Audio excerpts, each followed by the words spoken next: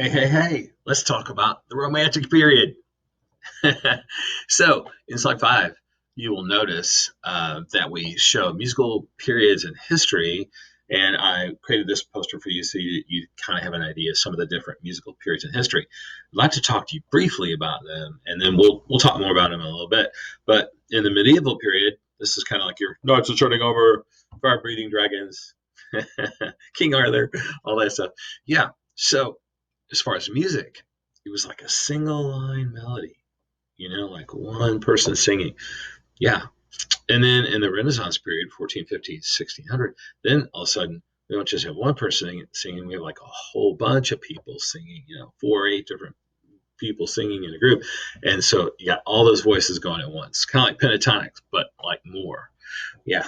So that's pretty cool. The next one, Baroque period, this is where things get really fancy, curly cues, and extra fancy things going on. In like music, you got your trills, your turns, your appoggiaturas, little notes before a big note, all that fancy stuff. Classical period comes back to a more orderly, organized, just the facts, nothing too much, nothing too little, just right. You got Mozart, Haydn, Beethoven going on in this classical period. Yeah. And then in the Romantic period, it kind of swings away from that, balanced phrases and just the facts and just simple, plain stuff.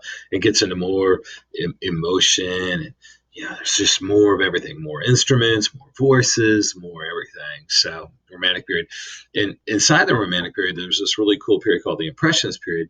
And that's really cool. You probably have done some of this in visual art class, like with your visual art teachers, where you see like fuzzy, blurry paintings and things like that. Some of the artists were like Monet, Manet, and Renoir. Musical composers like Maurice Ravel and Claude Debussy. So yeah, and then the modern period, of course, 1910 to current. Hey, jazz, rock and roll, you name it. I'm sure you know all those fun styles.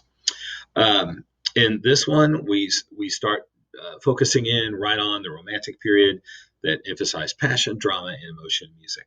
Okay, well, I hope you enjoyed this. I had a lot of fun putting it together for you, so I hope you have fun with this. We'll talk more about these soon.